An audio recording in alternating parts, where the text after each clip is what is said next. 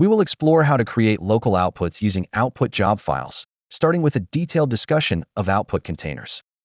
Let's change the focus to the fabrication-related file.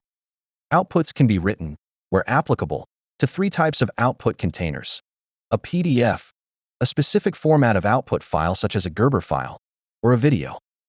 A new out job will default to include one of each of these types of containers.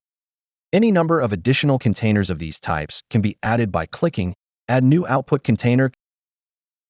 A new output container can also be created from one or more selected applicable outputs by dragging and dropping the selection into the output containers or hard copy region, away from existing, defined output containers.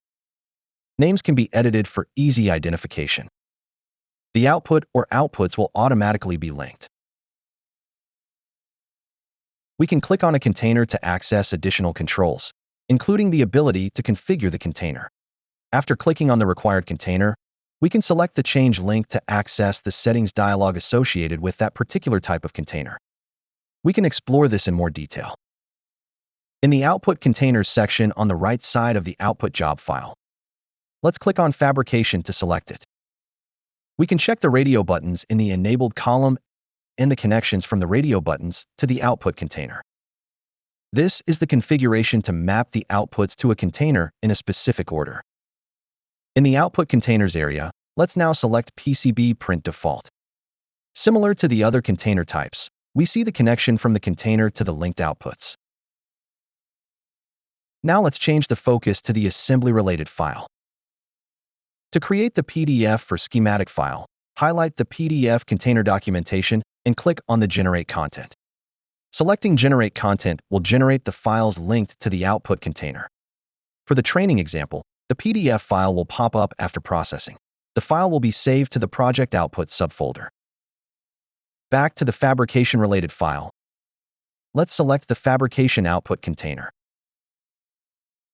Click on the Generate Content to generate the enabled fabrication files: Gerber, NC Drill, PCB ASCII, and IPC. Generating the outputs may take up to several minutes, depending on the design file size and PC performance. After the different outputs are generated, the individual outputs will appear at the projects panel. If we want to save the generated files in a specific folder, navigate back into the output container, select Change, and specify a new path and structure for the output folder. The configuration of the output container also includes additional options, like Open Generated Outputs or CAMtastic Autoload options. You have now watched how to configure and create local output files.